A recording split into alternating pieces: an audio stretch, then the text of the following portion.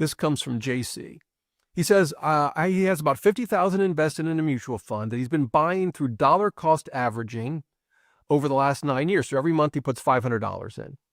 He says, do I have to stop adding funds to that mutual fund for 1 year to avoid the higher capital gains tax when I sell all the shares?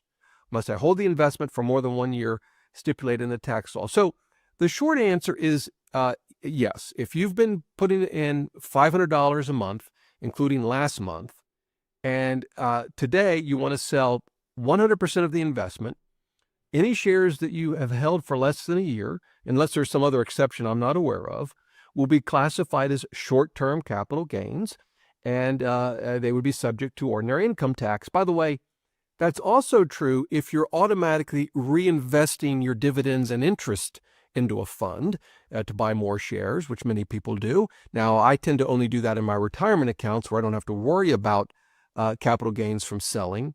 But if you're doing that in a taxable account, so you're going to have reinvested dividends and interest, maybe every month in the case of interest, potentially, maybe every quarter in the case of dividends. And so, yeah, if you say, I want to sell all my shares, you would be subject to that higher tax rate for those shares you've held less than a year. Now, as a practical matter, you might do the math and say, it's not that much money. It's okay. It doesn't matter to me. You could sell just those shares that you've held for more than a year and hold on to the shares that you've held on that you've held for less than a year and wait that year out. You don't have to put on hold all of your sales. And let me show you as an example from Vanguard. And this is what they offer. It's similar, I think, to most brokerages, but you can check it out in your specific broker, wherever that might be. But you can, for example, this is, I think, available pretty much everywhere, use the first in, first out method. So in other words, the earliest shares you bought, and you could just sell those up to, say, a year ago, for example.